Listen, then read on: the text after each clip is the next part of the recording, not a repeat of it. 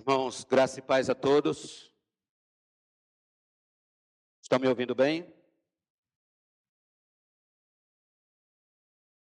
Vamos abrir nossas Bíblias, por favor, em Romanos, capítulo número 8.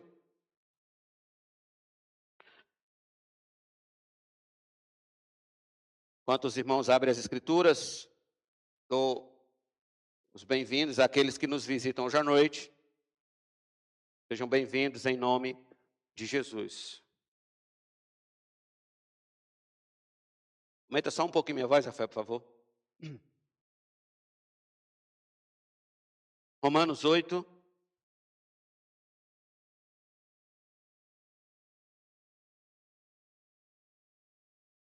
Estaremos hoje encerrando uma série de mensagens sobre a ordem da salvação, sobre o modo como Deus salva o seu povo, como Deus salva um homem, como Deus salva uma mulher.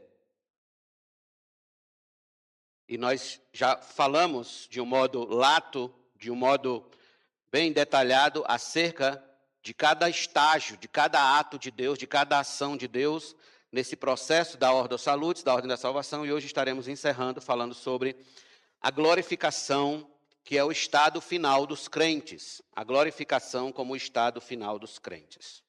Romanos 8, 29 e 30 diz: pois aqueles que Deus de antemão conheceu, Ele também predestinou para serem conformes à imagem de seu Filho, a fim de que ele seja o primogênito entre muitos irmãos, e aos que predestinou, a esses também chamou, e aos que chamou, também justificou, e aos que justificou, a esses também glorificou.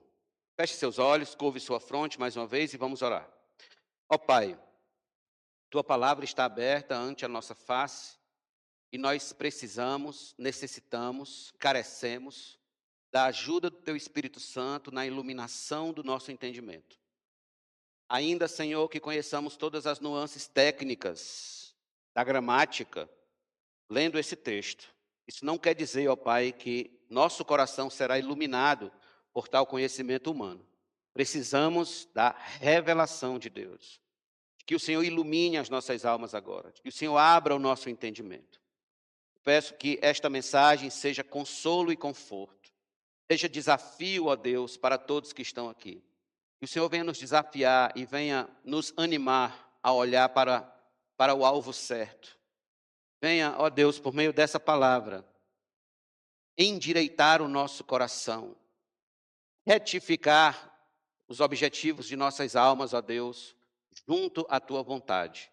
E que assim, Pai, saiamos daqui transformados para a Tua honra e glória. É assim que nós te pedimos e te agradecemos, e todos nós digamos amém. Como falei há pouco, estamos encerrando esta série temática sobre a ordem da salvação, onde já estudamos, como os irmãos bem lembram, desde o chamado eficaz, que foi a primeira mensagem desta série, até a última mensagem que falamos no domingo passado sobre a perseverança dos santos.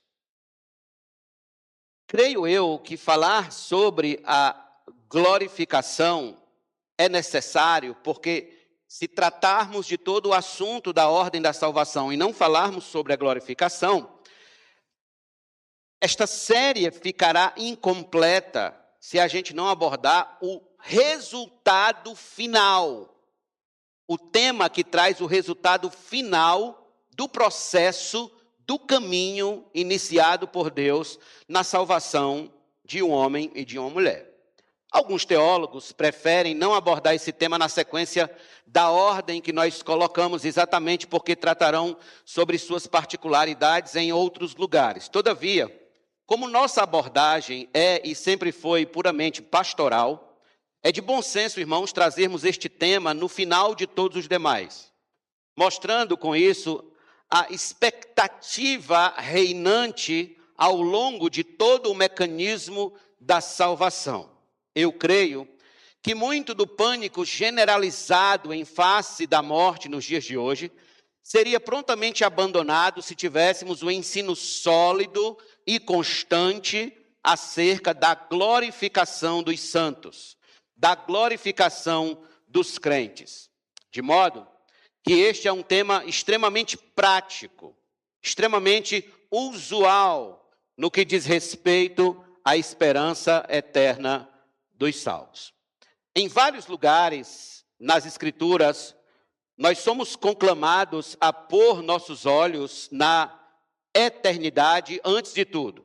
Antes de mais nada, a olharmos para a eternidade e não apenas neste tempo presente. Por exemplo, quando Jesus fala sobre o dever primário de acumular tesouros nos céus e não na terra, nosso Senhor ordena aos que lhe seguem que olhem mais para a eternidade, que olhem mais para os valores eternos do que para os valores desta vida. Seguindo na mesma perspectiva, o apóstolo Paulo, em várias passagens de suas cartas, ele chama, ele conclama, ele atrai os crentes a se concentrarem nas glórias eternas em vez das glórias terrenas. Por exemplo, em 2 Coríntios, capítulo 4, versículo 18, Paulo escreveu: na medida em que não olhamos para as coisas que se veem, mas para as que não se veem, porque as coisas que se veem são temporais, mas as que não se veem são eternas. Em Colossenses 3, verso 1 e 2, ele também disse: portanto, se vocês foram ressuscitados juntamente com Cristo, busquem as coisas lá do alto, onde Cristo vive, assentado à direita de Deus. Pensem nas coisas lá do alto, e não nas que são aqui da terra. Em outras palavras, Paulo vivia constantemente, diariamente, com a doce expectativa da glorificação, de ser glorificado total e finalmente. Ele sabia que estar na eternidade com Cristo é incomparavelmente melhor que os mais doces prazeres desta terra. Os cristãos primitivos, portanto, eles viviam debaixo dessa esperança da glória eterna de uma vez por todas. Não à toa, eles enfrentavam fogueiras, espadas, leões ferozes, porque sabiam que tudo isso apenas lhes adiantariam a entrada na glória. Eu já citei aqui várias vezes, e não me custa citar de novo, principalmente para aqueles que nos visitam, que talvez nunca ouviram. Mas ali junto à igreja primitiva, existia um jovem chamado Germânicos, que era discípulo de Policarpo. Germânico foi lançado para ser devorado na arena dos leões pelos romanos. E quando ali ele foi jogado, ele correu para se abraçar com os leões famintos. Tamanha era a convicção da alma e da esperança da glorificação dos crentes na eternidade que aquele jovem tinha. Outro exemplo, já mais próximo de nós, em 1981, quando faleceu, antes de falecer, já bem velhinho, estando à beira de sua morte, sua família querendo levá-lo ao hospital, querendo levá-lo ao hospital, forçando a barra para levá-lo ao hospital. Então ele, com mão trêmula, escreveu em um bilhete: não orem pela minha cura, não me retenham da glória. Este homem foi Martyn Lloyd-Jones. Pergunto, o que gerou tanta segurança na alma desses homens do passado? O que gerou tanta segurança na alma dessas vidas frente à morte? Se tem uma coisa que o crente moderno tem medo, é a morte. A morte deixou de ser o portal que nos leva à glória. A morte passou o bicho-papão para os crentes modernos. E já já vocês vão entender por que o crente moderno, ele não quer nem ouvir. Aliás, pastor, bata na madeira quando falar em morte aqui. Por que os crentes modernos fogem disso? Bem, por que a resposta é com outra pergunta? Por que os crentes do passado não tinham esse medo? Por que os crentes do passado enfrentavam esse assunto com galhardia? Enfrentavam com honradez, com hombridade. Por quê? É porque eles conheciam com profundidade os assuntos da eternidade. Eles conheciam da promessa de glorificação dos santos após a morte e na vinda de Cristo. Eles conheciam o fato de que Jesus disse que aquele que crê nele ainda que morra, viverá.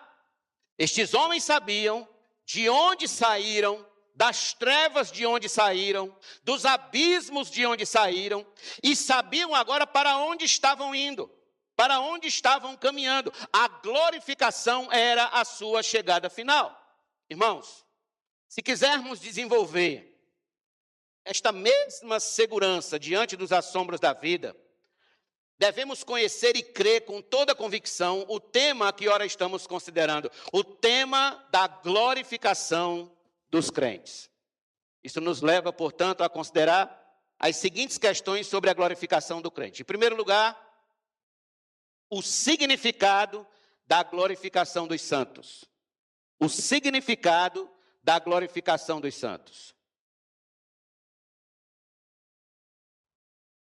Teólogo americano chamado Wayne Grudem colocou da seguinte forma: é o passo final da aplicação da redenção. Ela ocorrerá quando Cristo voltar e levantar dentre os mortos o corpo de todos os cristãos que morreram, de todas as épocas, reunindo-o com a alma de cada um, e mudar o corpo de todos os cristãos que estiverem vivos, dando assim, ao mesmo tempo, a todos os cristãos um corpo ressurreto como o seu. Em outras palavras, a glorificação do crente será a transformação integral, absoluta, total, completa na semelhança de Cristo, seu Senhor, na ressurreição futura. Não tendo mais ele qualquer mancha, qualquer ponto obscuro em sua vida e, ao mesmo tempo, sem ter que sofrer qualquer consequência do seu pecado. É importante frisar isso porque estamos falando exatamente da glorificação dos santos. E o momento atual em que estamos é o que nós falamos no domingo passado. Nós estamos na etapa da perseverança dos santos. Mas chegará o dia em que essa etapa vai acabar. Chegará o dia em que cessará. E então experimentaremos, se assim perseverarmos do Senhor, a glorificação dos santos. Essa, meus irmãos, sempre foi a expectativa de todos os crentes, quer fossem do Antigo Testamento, quer fossem do Novo Testamento. Aliás, os crentes do Antigo Testamento foram covardemente, muitas vezes, acusados de não dar importância à ressurreição como glorificação futura. Entretanto, o Antigo Testamento prova que isso não é verdade, que isso é uma ilação. Por exemplo, em Jó, capítulo 19, versos 25 e 26, está escrito: porque eu sei que meu Redentor vive e por fim se levantará sobre a terra. Depois, revestido este meu corpo da minha pele, em minha carne verei a Deus. Note, as palavras de Jó mostram que, apesar de não ter um desenvolvimento total da doutrina como a temos hoje, ele acreditava piamente que um dia ressuscitaria glorificado, que veria a Deus face a face. É sabido, inclusive, entre os eruditos, que o estudo da ressurreição como glorificação futura do povo de Deus passou a ser profundamente considerado após o registro de Jó. Em Isaías 26, versículo 19, diz: os teus mortos e também o meu cadáver viverão e ressuscitarão. Despertem e cantem de alegria vocês que habitam no pó, porque o teu orvalho, ó Deus, será como o orvalho da vida, e a terra dará à luz os seus mortos. Ou seja, o cântico de Isaías nos revela que a expectativa da ressurreição era muito forte em seu ministério e vida, ao ponto de impulsioná-lo a continuar pregando firme contra todo o pecado da época, mesmo correndo o risco de morte, mesmo correndo o risco de ser morto, e que de fato foi morto por causa disso. Em Daniel 12, 2, Daniel também escreveu: muitos dos que dormem no pó da terra ressuscitarão, uns para a vida eterna, outros para a vergonha e horror eterno. Perceba, Estas são provas que o tema da ressurreição futura era parte integrante da mentalidade dos crentes do Antigo Testamento. Eles acreditavam que no final dos tempos, Deus ressuscitaria os justos para a vida eterna e os ímpios para a vergonha e horror eterno. Era assim que eles sustentavam, era assim que eles acreditavam. E a razão dessa doce expectativa está registrada principalmente em um livro do Novo Testamento. Veja bem como é que os santos do Antigo Testamento tinham a doce expectativa no coração da glorificação futura. Abra sua Bíblia comigo, por favor, em Hebreus capítulo número 11. Hebreus 11.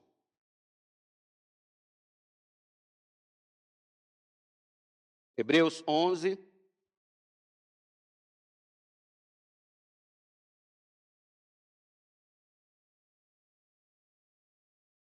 Verso de número 13 ao 16. Falando sobre os patriarcas, o escritor aos Hebreus disse: todos estes morreram na fé. Não obtiveram as promessas, mas viram-nas de longe, se alegraram com elas, confessando que eram estrangeiros e peregrinos na terra. Porque os que falam desse modo, manifestam estar procurando uma pátria. E se, na verdade, se lembrassem daquela de onde saíram, teriam oportunidade de voltar. Mas agora desejam uma pátria superior, isto é, celestial. Por isso Deus não se envergonha deles, de ser chamado seu Deus, porque lhes preparou uma cidade. Veja, esta era a grande expectativa dos crentes do Antigo Testamento. É que eles entendiam que a pátria deles não está aqui. Que não era nesta terra. Mas antes era uma pátria superior, era a pátria celestial. Aprendemos aqui com estes crentes do Antigo Testamento que nossa perspectiva de futuro não pode estar resumida apenas a este mundo, a esta pátria terrena, a esta pátria local, a esta pátria onde vivemos. Meus irmãos, nós não sabemos o que pode ocorrer ao Brasil. Tudo é muito instável. Tudo é muito incerto à nossa vista e à nossa volta, quanto ao bem-estar dessa nação. Mas nós sabemos com toda certeza que a pátria celestial, esta sim, a pátria celestial será o alento do cristão. A pátria celestial, ela é eterna e indestrutível. Sabemos quem está sentado no trono dessa pátria celestial. E não é um corrupto, é o Deus Todo-Poderoso. Na mesma sequência, veja agora como os crentes do Novo Testamento eram ensinados acerca da glorificação dos santos na ressurreição futura. Por exemplo, João capítulo 5, verso 28 e 29, diz: não fiquem maravilhados com isso, porque vem a hora em que todos os que se acham nos túmulos ouvirão a voz dele e sairão. Os que tiverem feito o bem para a ressurreição da vida e os que tiverem praticado o mal para a ressurreição do juízo. Era assim que nosso Senhor ensinava ao seu povo. Mas venha comigo mais uma vez a João, capítulo número 6, por favor. João 6. Verso de número 39.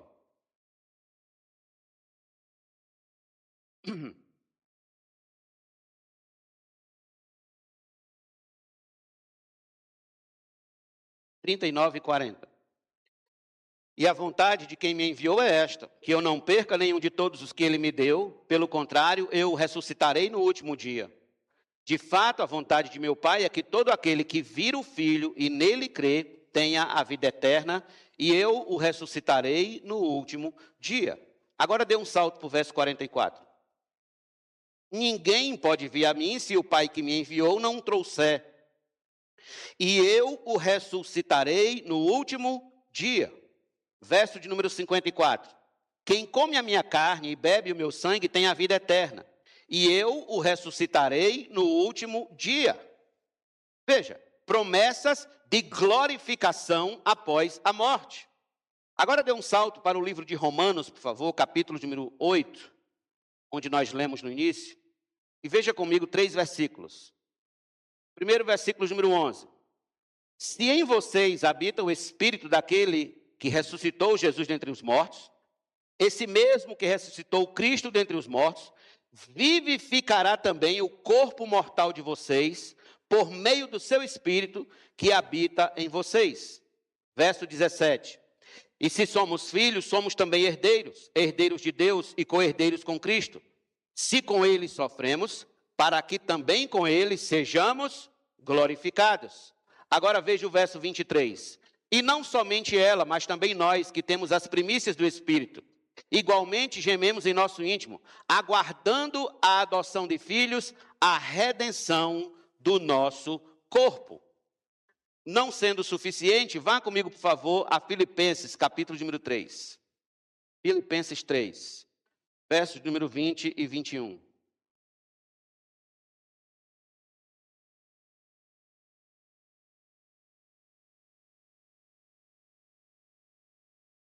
Ora, aquele que é poderoso para fazer infinitamente mais do que tudo que pedimos ou pensamos, conforme o seu poder que opera em nós, a ele seja a glória na igreja e em Cristo Jesus, por todas as gerações, por todo o sempre. Amém. Perceba, todos esses textos têm um tema em comum: a glorificação final dos santos. Os cristãos primitivos tinham essa firme garantia de que não seriam deixados na morte, não seriam deixados no túmulo, no estado de corrupção em que seu corpo ali no Sheol, no túmulo, estavam, mas sim que seriam ressuscitados para a glorificação eterna. Eles foram profundamente doutrinados a olharem com esperança para este dia. De modo, queridos irmãos, que a perspectiva da glorificação partia do princípio de que a pátria do crente não é aqui. A pátria do crente não é aqui. Quando o Senhor voltar para buscar o seu povo, ele transformará o corpo do cristão à semelhança do seu corpo glorioso. E com o corpo glorioso, o cristão será introduzido para todo sempre na pátria celestial, na pátria de Deus, na pátria eterna. Então, irmãos, vejam que ensino glorioso nós temos aqui. A saber que um dia seremos completamente transformados, passando a viver agora num estado glorificado junto a Cristo, plenamente glorificado. Agora ouça. Por que os crentes de hoje têm medo da morte? Por que os crentes de hoje, quando se fala em vida eterna, eles não dão muita atenção? Por que há uma preocupação muito grande com vitória, vitória, vitória, aqui nessa terra? Triunfos e triunfos aqui nessa terra. Prosperidade e prosperidade aqui nessa terra. Por quê? Eu respondo. O mal do cristianismo moderno é o de se apegar demais a esta vida. Nós estamos apegados demais a este lugar, irmãos. Estamos apegados demais aqui a este mundo, a esta carne. O cristianismo moderno dá pouca atenção ao mundo por vir, às glórias que estão para ser reveladas em nós. Há uma preguiça nos púlpitos modernos em se falar sobre a glorificação dos crentes com Cristo. Por quê, pastor? Porque talvez isso seja mais rentável. Seja mais rentável no momento. Qual é o problema de nós não falarmos acerca da glorificação dos crentes? Qual é o problema de nós não falarmos acerca da vida eterna? Qual é o problema de nós não trazermos a igreja constantemente a essa reflexão? O problema é que a gente gera cristãos fracos, que negarão a Cristo em troca de conforto nesta terra. Crentes que trocarão Cristo pelo sexo, crentes que trocarão Cristo pelo dinheiro, crentes que trocarão Cristo pelo luxo, crentes que trocarão Cristo pelo entretenimento, crentes que trocarão Cristo por qualquer coisa. Porque o que é que Cristo tem a oferecer a você? A vida eterna. Mas sabe o que é que a maioria dos cristãos de hoje querem? É conforto neste mundo. Conforto. Isso é impiedade de coração. Pare com essa história de querer vida confortável nessa terra a todo custo. Pense na eternidade, pense no que espera na glória. Seja crente, mas seja crente à moda antiga, daqueles que almeja de todo o coração, vê Cristo brilhar nas nuvens, vindo com poder e grande glória.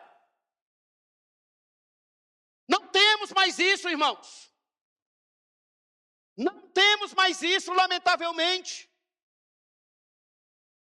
Deixe-me perguntar.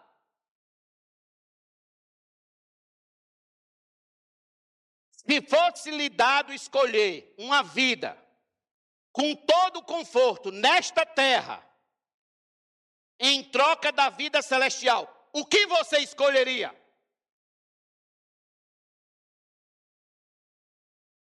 Entre esta vida terrenal e a vida celestial, qual você escolheria? Talvez você me responda que prefere, não, pastor, eu prefiro a vida celestial. Será? Então eu pergunto com sinceridade, você tem vivido a vida que evidencia a sua preferência?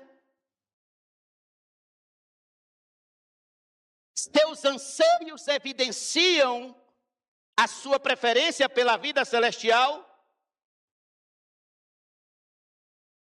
Em Filipenses 1:21 está escrito, porque para mim o viver é Cristo e o morrer é lucro. Eu pergunto, Cristo é lucro para você?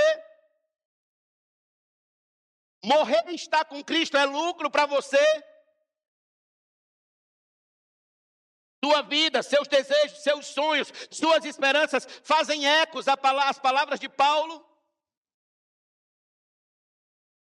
Eis a razão, queridos irmãos, porque o cristianismo está como está. É que muitos que se dizem cristãos não conhecem e nem almejam a glória, não almejam mais. Não almejam a vida eterna, a glorificação eterna. Antes, estão vivendo com a visão das galinhas e não a visão das águias. Só enxergam as coisas de baixo, não enxergam as coisas do alto. Então, somente acordarmos para o fato de que esta vida é efêmera. Esta vida é um sopro esta vida. Passageira, uma névoa, que quando vem o sol logo dissipa. Então, somente acordarmos para este fato, nos interessaremos mais por este tão rico assunto, que é a glorificação do crente. Que é a glorificação dos santos de Deus.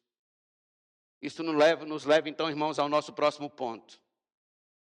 Primeiro, nós falamos sobre o significado. Em segundo lugar, vamos falar agora sobre o tempo da glorificação dos santos. O tempo.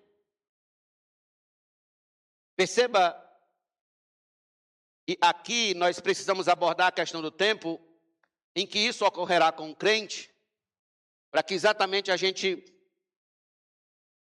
entenda cada passo que a gente está dando aqui nessa vida servindo ao Senhor. Em certo sentido, a glorificação do crente, ela já aconteceu na nossa união mística com a pessoa de Cristo. Lembrem que tudo que se refere a Cristo também se refere a nós. Ele já está assentado nos lugares celestiais e nós também estamos com ele. Tudo que se refere a Cristo se refere ao seu povo também.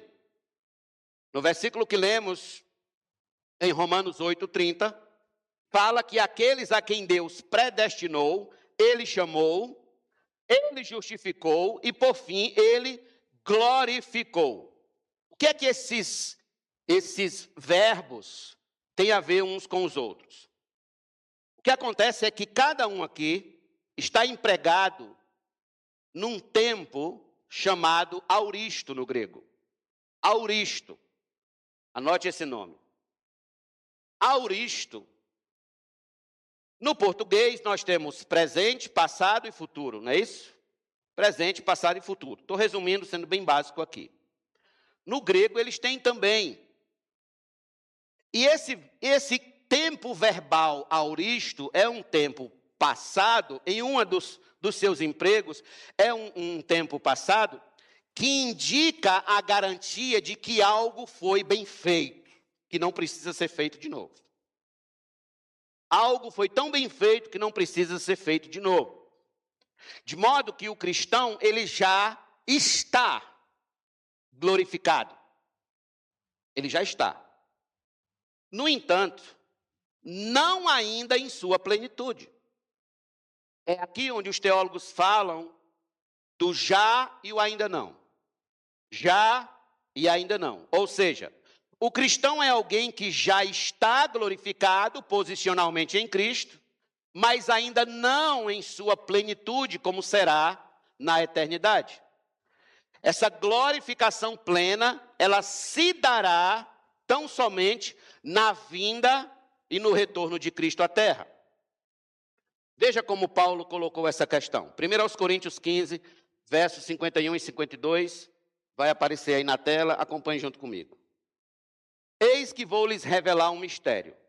Nem todos dormiremos, mas todos seremos transformados no momento, num abrir e fechar de olhos, ao ressoar da última trombeta. A trombeta soará, os mortos ressuscitarão incorruptíveis e nós seremos transformados. Em outra carta, em Colossenses 3, versículo 4, ele disse: quando Cristo, que é a vida de vocês, se manifestar, então vocês também serão manifestados com ele em glória. Em glória. Ou seja, a nossa glorificação final e plena está diretamente ligada à vinda de Cristo. Mais uma carta, 1 Tessalonicenses 4, verso 15 a 17, Paulo escreveu: e pela palavra do Senhor ainda lhes declaro o seguinte: nós, os vivos, os que ficarmos até a vinda do Senhor, de modo nenhum precederemos os que dormem. Porque o Senhor mesmo, dada a sua palavra de ordem, ouvida a voz do arcanjo e ressoada a trombeta de Deus, descerá dos céus e os mortos em Cristo ressuscitarão primeiro. Depois nós, os vivos, os que ficarmos, seremos arrebatados juntamente com eles entre nuvens para o encontro com o Senhor nos ares. E assim estaremos para sempre com o Senhor. Veja, esses versículos tratam objetivamente do retorno de Cristo. Será exatamente no retorno de Cristo onde seremos completamente transformados. Nossos corpos serão glorificados. Primeiro os que morreram, depois os que ficaram vivos. Essa é a ordem. Outro elemento importante aí revelado é que essa transformação, de acordo com 1 Coríntios, capítulo 15, versos 51 e 52, ela será instantânea. Instantânea. Assim como será instantâneo o retorno de Cristo. Ela será instantânea. Num abrir e num fechar de olhos. A última trombeta toca e então seremos glorificados. Pois bem, é importante saber disso, irmãos, a fim de vivermos sóbrios e vigilantes. Sóbrios e vigilantes. Andando não como nécios, mas como sábios, remindo um tempo a fim de não sermos pegos de surpresa e não vivermos a glorificação. Como não temos como saber o dia e a hora em que o Senhor virá nas nuvens com sua hoste celestial, somos conclamados pelo próprio Senhor a manter vigilância na obediência ao Senhor diuturnamente. Manter vigilância. Por exemplo, Mateus 24, versos 29 a 31, está escrito o seguinte, leia aí comigo. Logo em seguida a tribulação daqueles dias, isso aqui são as palavras de Jesus. O sol escurecerá, a lua não dará sua claridade, as estrelas cairão do firmamento e os poderes dos céus serão abalados. Então aparecerá no céu o sinal do Filho do Homem. Todos os povos da terra se lamentarão e verão o Filho do Homem vindo sobre as nuvens do céu com poder e grande glória. E ele enviará os seus anjos com grande som de trombeta, os quais reunirão os seus escolhidos dos quatro ventos de uma a outra extremidade dos céus. Por essa razão que precisamos estar em constante vigilância e obediência. Lembre que no capítulo seguinte ao 24 de Mateus, nosso Senhor ilustra a sua vinda com a parábola das 10 virgens. Onde as 5 nécias perdem o momento exato, o time, a hora exata, o segundo exato de entrar nas festas de núpcias e ficam de fora. Que não sejamos nós estas nécias, que não percamos o tempo, esse tempo importante. A título de curiosidade, talvez você pergunte, pastor, como Deus ressuscitará os corpos já totalmente decompostos em suas sepulturas? como ele fará cada um de nós voltar ao que somos e agora glorificados. Ouça. Eu acredito que os avanços nos estudos humanos sobre o DNA têm muito a nos dizer sobre isso. Porque no DNA encontra-se registrado toda a nossa carga genética, toda, com graus de parentesco e com instruções do desenvolvimento e funcionamento da vida. Então eu respondo a pergunta com outra pergunta. Quem criou o DNA?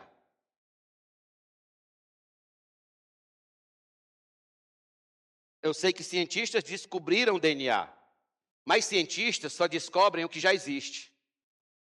Eles não criam. Eles só trabalham com o que já existe. A ciência nunca cria nada, a ciência apenas trabalha com o que já existe. A pergunta é, quem criou o DNA? Eu creio piamente que Deus criou o DNA. E que Deus tem os registros sobre cada um de nós que já palmilhou esta terra. Exatamente cada um, cada registro do nosso DNA.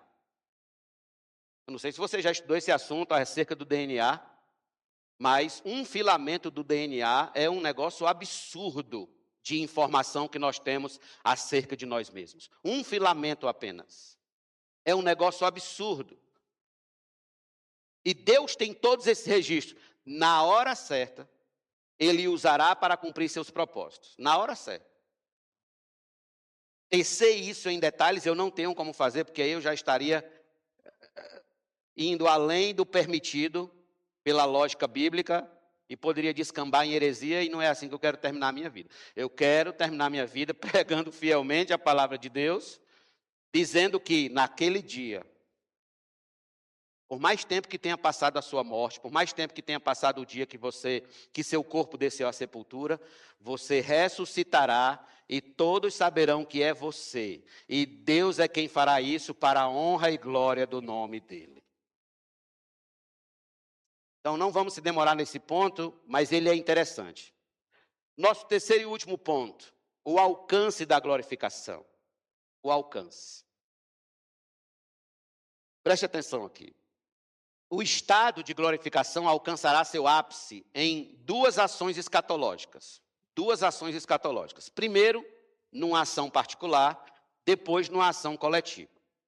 Na ação particular, nós teremos a transformação do corpo do crente de um corpo de humilhação em um corpo glorificado. Eu vou repetir isso aqui. Na ação particular, lembre, você está aprendendo como você será glorificado. Na ação particular, nós teremos a transformação do corpo do crente de um corpo de humilhação em um corpo glorificado. Por exemplo, Paulo, quando quis explicar acerca disso, ele tirou o exemplo do mundo da agricultura e passou a explicar com detalhes como será este corpo glorificado. E aí eu preciso que você venha comigo à primeira carta de Paulo aos Coríntios, no capítulo 15. Primeiro aos Coríntios 15. Nós vamos ler os versos de número 42 a 44.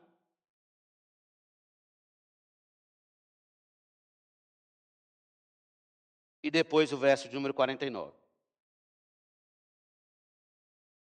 Veja como Paulo coloca. Pois assim também é a ressurreição dos mortos. Semeia-se o corpo na corrupção. Olha a linguagem da agricultura. Ressuscita na incorrupção. Semeia-se em desonra. Ressuscita-se em glória. Semeia-se em fraqueza. Ressuscita em poder. Semeia-se natural, ressuscita corpo espiritual. Se há corpo natural, há também corpo espiritual. Agora veja o verso 49. E assim, como trouxemos a imagem do homem terreno, traremos também a imagem do homem celestial. Permaneça com sua Bíblia aberta aí e me acompanhe no raciocínio. Observe. Quando Paulo fala que nosso corpo ressuscita na incorrupção, isso significa que ele não se desgastará não envelhecerá mais, não estará sujeito a nenhuma enfermidade ou doença. É isso que Paulo está dizendo. Na eternidade teremos um corpo incorruptível, um corpo plenamente saudável, forte. Lá não haverá câncer, lá não haverá febres, lá não haverá gripes, covides, ossos desgastados, diabetes, ataques cardíacos, HIVs e todas as outras sortes de males que você possa imaginar que atingem o nosso corpo. Nada, absolutamente nada. Nesse corpo ressurreto viveremos o que Deus sempre quis que vivêssemos quando nos criou, totalmente saudáveis, perfeitos, sem qualquer dor. Deixa-me perguntar, você já teve alguma enfermidade? Já sentiu alguma dor? Já teve uma dor de dente? Uma dor na unha? Pergunto, sente alguma dor nesses últimos dias? Tem alguma enfermidade que lhe incomoda? Está sofrendo alguma dificuldade em seu físico? Pois bem, ali na glória você não terá mais nada disso. Mais nada. Nenhuma dor na unha, nenhum incômodo. Absolutamente nada disso fará mais parte da sua vida. Ali você terá a melhor saúde. Ali você não precisará mais tomar os remédios controlados que você toma. Ali você não precisará mais tomar esse coquetel de remédios que você toma todos os dias. E eu digo a vocês, meus irmãos, quão consolador é para aquele que vive cheio de enfermidades, saber que haverá um dia que não mais precisará tomar seus comprimidos, porque ali terá saúde perfeita. O que é isso, pastor? Corpo glorificado. Corpo incorruptível. Outro termo que o apóstolo aplica é que seremos ressuscitados em glória. Grife esse termo, em glória. Ele fala isso em contraste com o termo desonra. Significa sem beleza, desonroso. Isto sugere, irmãos, que nosso corpo glorificado, nosso corpo na eternidade, será belo, será bonito, será glorioso em beleza. E frente a essa promessa, digo aos irmãos, que gloriosa esperança para mim e tantos outros que se olham no espelho hoje e não gostam do que veem. Que gloriosa esperança. Ali a gente vai se olhar no espelho e vai gostar do que vai ver. Como vai? Com bastante alegria. Mas outro termo que o apóstolo emprega aqui é o termo poder. O alvo de Paulo é mostrar como vivemos em fraqueza agora e como o nosso corpo terá plena força e pleno poder. Nós não seremos onipotentes como Deus o é, mas teremos um corpo poderoso para realizar, executar tudo o que desejamos de acordo com a vontade de Deus. O trabalho não será cansativo, a fadiga não mais fará parte da nossa estrutura como faz hoje no fim de cada dia. O corpo não mais sofrerá moleza física, a preguiça não existirá mais. Pelo contrário, ali teremos um corpo cheio de poder e força plenos para a glória de Deus. Outro ponto que o apóstolo coloca é que este corpo será um corpo de categoria espiritual. Isso não significa um corpo não físico, imaterial, mas sim um corpo elevado ao grau de perfeição que Deus originalmente pretendeu que tivéssemos. O corpo carnal que Paulo fala é o nosso atual corpo, nascido com a natureza pecaminosa, cheia de rebeldia contra Deus e seus valores. Por outro lado, o corpo espiritual estará livre, absolutamente livre do pecado e de suas consequências. A grande ideia aqui, queridos, é que viveremos num corpo totalmente sensível e sujeito à vontade do Espírito Santo, andando segundo a direção do Espírito somente. E eu digo a vocês, quão maravilhoso será aquele dia em que teremos nosso corpo transformado e estaremos livres de toda inclinação para o mal, de toda inclinação para o pecado, para as cobiças indecentes e más, para os vícios, para os sentimentos ruins. Quão maravilhoso será aquele dia em que tudo isso já não existirá mais em nosso coração, em nossa alma.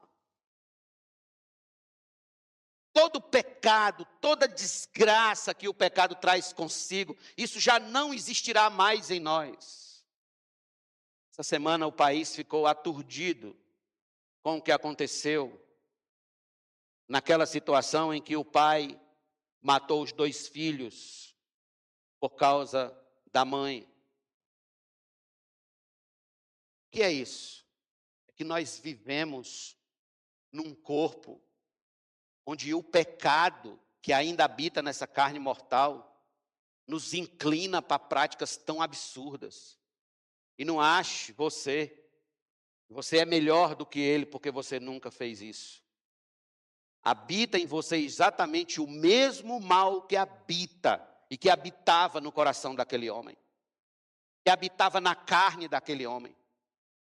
Se nós não tivermos cuidado, se não submetermos toda a nossa vida à vontade de Deus, à graça de Deus, à misericórdia de Deus, à palavra de Deus, ao Espírito de Deus, nós somos capazes de cometer tais atos e provavelmente até piores.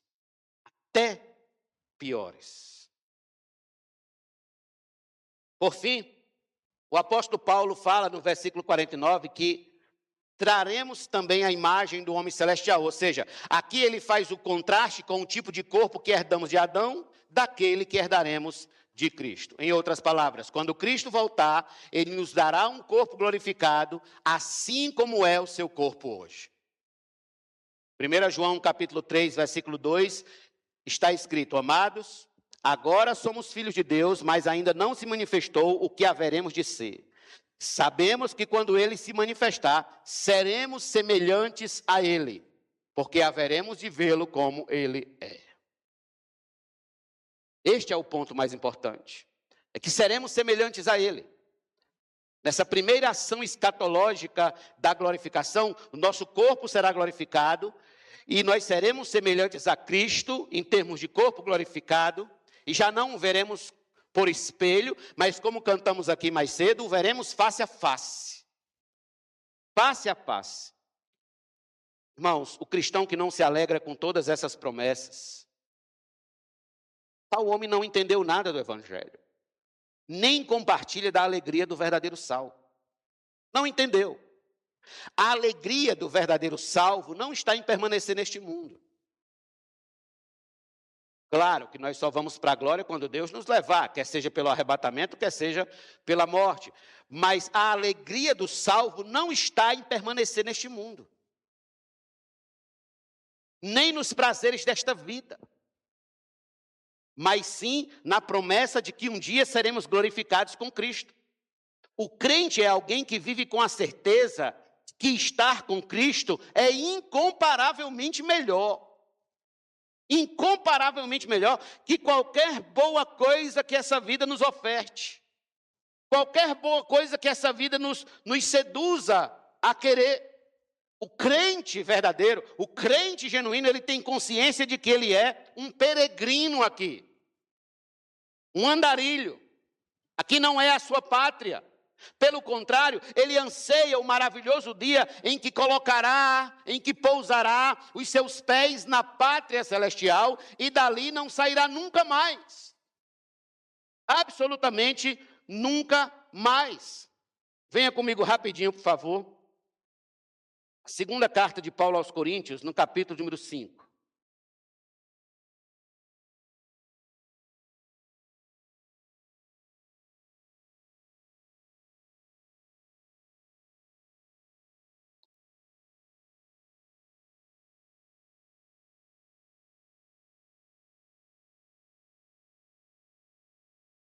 Pois sabemos que se nossa casa terrestre deste tabernáculo se desfizer, temos da parte de Deus um edifício, uma casa não feita por mãos humanas, eterna, nos céus. E por isso, neste tabernáculo, gememos, desejando muito ser revestidos da nossa habitação celestial. Se de fato formos encontrados vestidos e não nus, pois nós, os que estamos neste tabernáculo, gememos angustiados, não por querermos ser despidos, mas revestidos, para que o mortal seja absorvido pela vida. Ora, foi o próprio Deus quem nos preparou para isto, dando-nos o penhor do Espírito. Por isso temos sempre confiança e sabemos que enquanto no corpo estamos ausentes do Senhor, porque andamos por fé e não pelo que vemos. Sim, temos tal confiança e preferimos deixar o corpo e habitar com o Senhor. É por isso que também nos esforçamos para ser agradáveis a Ele, quer presentes, quer ausentes, porque é necessário que todos nós compareçamos diante do tribunal de Cristo, para que cada um receba segundo o bem ou o mal que tiver feito por meio do corpo. Note, aqui Paulo expressa o grande desejo do coração do cristão de estar logo com Cristo, orando e rogando que o Senhor volte logo e nos busque para si de uma vez por todas. Porque, de fato, um dia todos nós estaremos ali. Esta, meus irmãos, é a ação particular na glorificação dos santos. Mas há uma segunda ação, é a ação coletiva na glorificação dos santos. E aqui, chamo sua atenção, pois já estamos mais próximos do fim. É quando toda a criação for restaurada para a glória de Deus. Um dia, escute isso, toda a criação que você conhece será restaurada para a glória de Deus. Em Gênesis capítulo 3, versículo 17, está escrito que a criação foi posta debaixo de maldição por causa do pecado. Maldita é a terra por tua causa, Deus disse a Adão. De maneira que agora ela produz cardos e abrolhos, espinhos e ervas daninhas. No entanto, assim como o verdadeiro cristão geme angustiado, como lemos Paulo dizer aqui, pelo dia da sua glorificação, em que será liberto do pecado, assim a criação também aguarda a sua redenção. E Paulo colocou da seguinte forma, veja comigo Romanos capítulo 8, versos 19 a 21. Acho que está aqui na tela, tem na tela aí. Pronto. A ardente expectativa da criação aguarda a revelação dos filhos de Deus. Pois a criação está sujeita à vaidade. A vaidade aqui significa o vazio, a inutilidade, a falta de propósito. Não por sua própria vontade, mas por causa daquele que a sujeitou, na esperança de que a própria criação será libertada do cativeiro da corrupção para a liberdade da glória dos filhos de Deus. Veja, esse evento se dará quando os santos de Deus receberem o corpo da ressurreição. Somente uma criação em estado de perfeição suportará homens em estado de perfeição celestial. E nesta criação renovada, não haverá mais enchentes, não haverá mais terremotos, secas, vulcões, maremotos, tempestades, mosquitos, cobras venenosas, baratas asquerosas, desertos, ervas daninhas, selvas inabitáveis e perigosas, absolutamente não. A nova criação será uma terra produtiva, terra que existirá, como Paulo colocou no final do versículo, para a liberdade da glória dos filhos de Deus, uma nova criação conforme a vontade original de Deus. Veja o que vai acontecer com essa terra atual. 2 Pedro, capítulo 3, versos 10 e 14. Porém, o dia do Senhor virá como um ladrão. Naquele dia os céus passarão com grande estrondo, e os elementos se desfarão pelo fogo. Também a terra e as obras que nela existem desaparecerão. Por essa razão, amados, esperando estas coisas, esforcem-se para que Deus os encontre sem mácula, sem culpa e em paz. Isso que vai acontecer. E, ao mesmo tempo, o que é que acontecerá após isso? Apocalipse 21, do verso 1 ao 5. E vi novo céu e nova terra, pois o primeiro céu e a primeira terra passaram, e o mar já não existe. Vi também a cidade santa, a Nova Jerusalém, que descia do céu da parte de Deus, preparada como uma enfeitada para o seu noivo. Então ouvi uma voz forte que vinha do trono e dizia: Eis o tabernáculo de Deus com os seres humanos. Deus habitará com eles, eles serão povos de Deus, e Deus mesmo estará com eles e será o Deus deles. E lhes enxugará dos olhos toda lágrima, e já não existirá mais morte, já não haverá mais luto, nem pranto, nem dor, porque as primeiras coisas passaram. E aquele que estava assentado no trono disse: eis que faço nova todas as coisas, e acrescentou: escreva, porque estas palavras são fiéis e verdadeiras. Isso que nos espera no futuro logo ali. Parte da nossa glorificação é exatamente a provisão de um ambiente perfeito, onde poderemos viver para sempre com Deus. Ele habitará conosco para todo sempre. Então, a terra precisa estar perfeita para que homens perfeitos habitem nela. Compreenda isso? Você que pede a Deus um marido perfeito, enquanto você é imperfeita, não peça não. Você não vai suportar um marido perfeito. Você não vai suportar um marido todo certinho, perfeitinho, você não vai suportar. Sabe por quê? Porque você é imperfeita. E você que pede uma esposa perfeita, enquanto você estiver nesse estado mortal de corrupção, o pecado ainda habitando em seu corpo, você não suportará uma esposa perfeita. Sua esposa briga com você porque você deixa a toalha molhada em cima da cama, você se irrita. Quanto mais se ela fosse perfeita e cobrasse tudo como tem e como deve ser. Só um ser perfeito suporta outro ser perfeito. Irmãos, agora imaginem, por um instante, vamos viajar um pouco, a vida de Cristo até os seus 30 anos, até iniciar seu ministério. Conviver em um lar com pessoas imperfeitas, irmãos imperfeitos, pais imperfeitos, vizinhos imperfeitos. A gente acha muitas das vezes que o sofrimento dele foi só na cruz.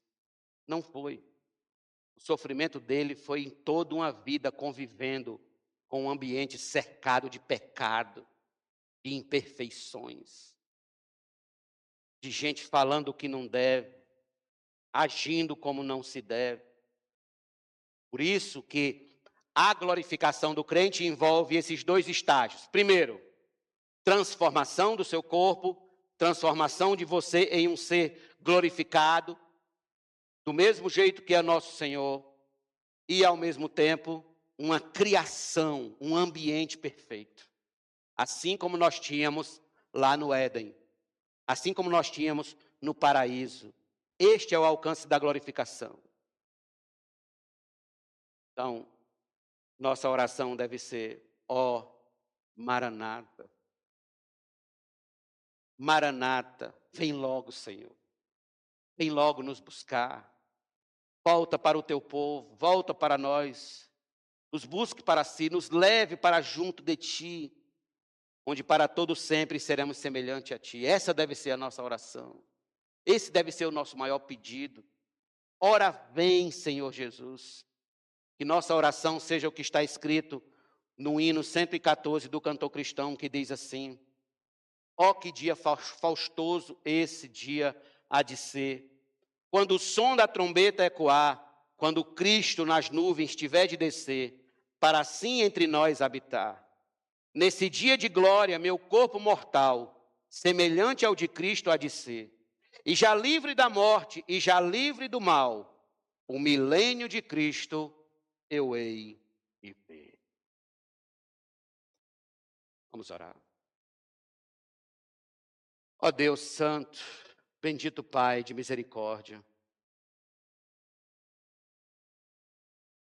como cantamos, ó Deus, na harpa cristã, quão glorioso cristão é pensares na cidade que não tem igual, onde os muros são de puro jaspes e as ruas de ouro e cristal. Ó Senhor, volta logo, Pai.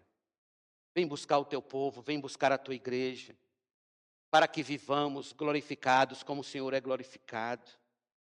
para nos libertar desse mal chamado pecado que habita ainda em nossa carne, para que ele seja lançado, Senhor Deus, no abismo eterno, para que estejamos livres desse mal em nossa carne, e assim possamos habitar contigo para sempre, possamos habitar com o Senhor para todo sempre, ó Deus.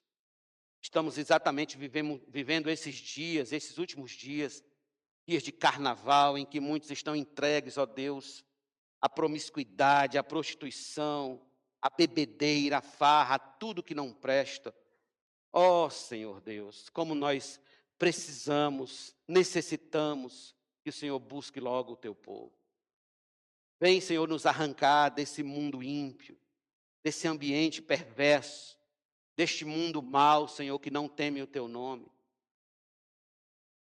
Desta sociedade, ó Deus, que não teme a ti, que não te respeita, que não te honra, que não santifica o teu nome. Vem, Senhor, buscar a tua igreja. Vem, ó Senhor Deus, nos levar para ti. Oramos, ó Deus, assim como a criação geme, aguardando a redenção, aguardando a restauração, a qual ela foi submetida por causa do pecado do homem. Senhor, vem e restaura todas as coisas para a tua honra e glória. Tu és o nosso maior bem, Senhor. Tu és o maior bem de nossas almas. Tu és, ó Deus, o nosso bem-querer. Tu és tudo o que precisamos, Senhor Deus, para viver e viver bem e feliz. Assim, Senhor, vem sobre o teu povo. Visita a tua igreja. Aumenta-nos cada vez mais a esperança. Ajuda-nos a cada vez mais ansiar a glória, ansiar a eternidade, ansiar as mansões celestiais, ansiar, ó Deus, o mundo por vir, ansiar, ó Deus, aquele momento em que estaremos contigo face a face e que ninguém mais nos separará, nos apartará do Senhor. Aquele dia em que estaremos todos juntos, para todos sempre, na comunhão dos santos, na cidade celestial, na nova Jerusalém, e assim viveremos com o Senhor para sempre. Venha, ó Senhor, buscar a tua igreja e buscar o teu povo. Glorifica a tua igreja cada dia mais, Senhor, para a tua honra e glória. E assim faz-nos andar em teus caminhos. Em nome de Jesus nós te agradecemos, gratos, digamos amém. Vamos ficar de pé.